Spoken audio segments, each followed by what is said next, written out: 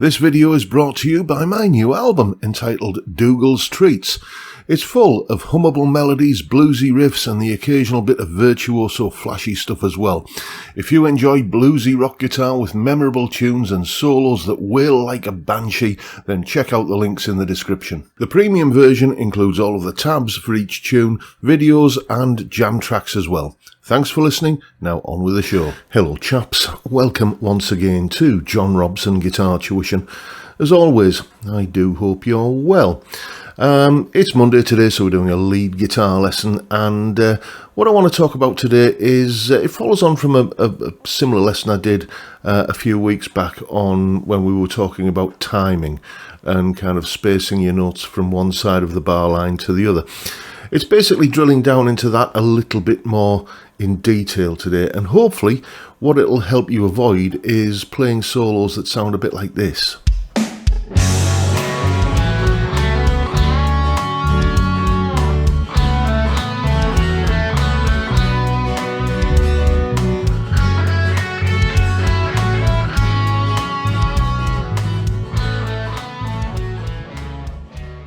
Yes, we've all been there, haven't we, when we start playing lead guitar? Everything just sounds a little bit plodding and scaly, when really what we want is hopefully something that sounds like this.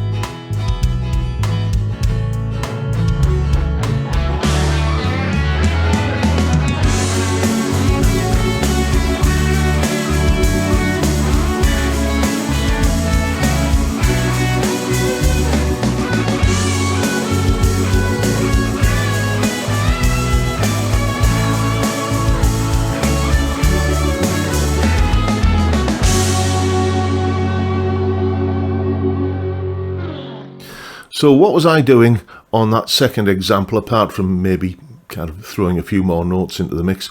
But even, it doesn't matter how many notes you use, people often do that. They'll kind of play another note and another note and another note, and hopefully they'll stumble across the note that makes it all sound fantastic. It just ties a bow on it and finishes it all off nicely, and of course that doesn't happen. What I was doing in that second solo there was I was using a little bit of variation, a little bit of diversity in the rhythmic aspect of what I was doing. That was the main thing, and here's some information on that. Here is the explanation. Okay, so diversity or variation in rhythms. That's what we're talking about here. Understanding and being able to make use of the rhythmic aspect of your lead guitar playing. I guess the first place to start is by marking out our territory, where the 4 beats of the bar are. What I'm going to do now is use the F sharp minor pentatonic scale, same scale used throughout all of the examples I'm going to use, just basically landing smack on each one of the 4 beats of the bar. Sounds like this.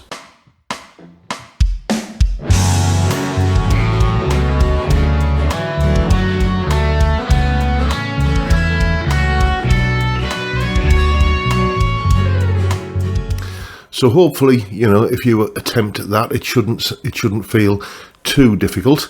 It's often what most people default to anyway, just kind of landing on the beat. Next one might be a little bit of a challenge though, because what I want you to do is to try landing not on the beat but off the beat. So here's a metronome, a little bit slower than the actual track that we're using here, but it just makes it easier to count along with it. Okay, so what I'm going to do now is land on each of the off beats, the ands between the beats. So if we're counting like this, 1 and 2 and 3 and 4, and what I'm going to do is land on the and of each beat, like this. 4, 1 and 2 and 3 and 4 and 1 and 2 and 3 and 4 and here's what that sounds like if you play it on the guitar.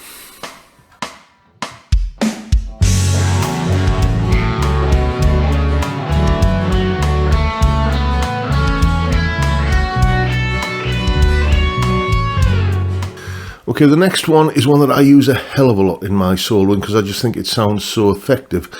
Triplets, either, as I'm going to demonstrate here, quarter note triplets, or you can do eighth note triplets. What is a triplet? A triplet is just 3 notes, 3 evenly spaced notes, it has to be said, in the space where you would normally fit 2. A good example really of quarter note triplets, well, I can think of 2 that come to mind here. In the Clash's version of I Fought the Law, where there's that line, robbing people with a 6 gun, that snare drum kind of thing that goes on in that pause between robbing people with a 6 gun, though that is a pair of quarter note triplets. Robbing people with a 6 gun, okay, that is 6 evenly spaced beats in the space usually occupied by 4 beats. Another example of quarter note triplets is one of my favourite songs from the 80s, Perfect by Fairground Attraction, where you get to the end of the chorus and it's perfect. Da, da, da, da, da, da. Again, 6 notes or 6 evenly spaced notes in the space where you would normally find 4, or 3 in the space where you would normally find 2. And just playing up that, and I think did I go up or just up and down? Anyway, playing that scale again to the same backing track using some quarter note triplets.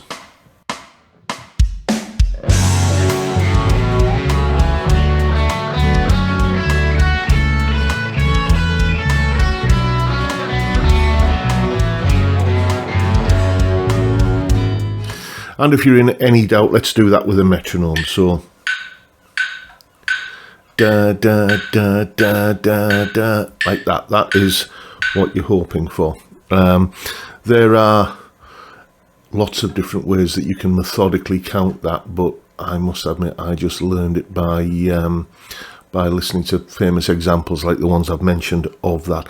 There's a similar kind of thing in the Red Dwarf theme tune as well, if you're familiar with that TV classic. Another one that we're going to look at here, which I use again a heck of a lot, is what you get if you combine a 8th note on the downbeat of each beat and followed by 2 16th notes.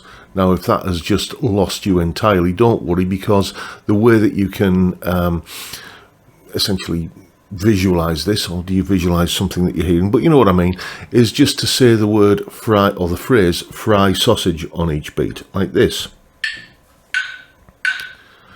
Fry sausage, fry sausage, fry sausage, fry sausage. And you get that kind of rhythm that goes 2, 3, da da da da da da da da da da da. You know, it's not a million miles away from what you would think it was like an typical Iron Maiden Steve Harris galloping bass line, da da da da da da da da da da, that kind of thing. Then you can swap that around. Well, I'll tell you what. Let's hear that on the guitar first.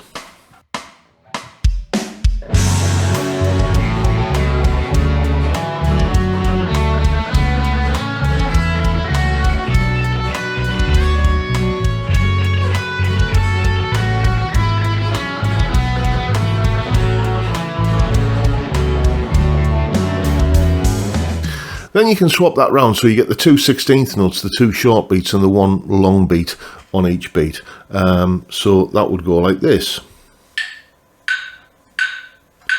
Da da da da da da da da da da da da da da da da da da da. Okay, how do you say that? Just say the word crocodile on each beat. Crocodile, crocodile, crocodile, crocodile. So let's hear what that sounds like played on the guitar.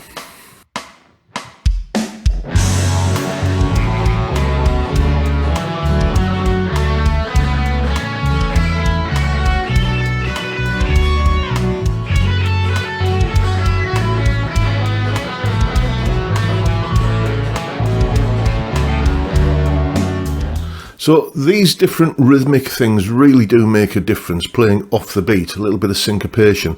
Those kind of triplets I think are very, very effective, and the fry sausage and crocodile things are equally valuable as well.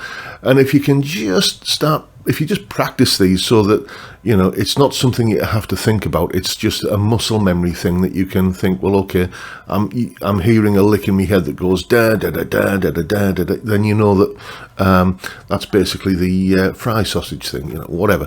Categorize them however you want, but, you know, practice them and make sure, use the metronome, practice them and make sure that they feel familiar, and you can break into any of these rhythmic devices. As you've heard, just playing them up and down the scale is somewhat effective in itself. Just get familiar with them and start using them. Now you know what to do.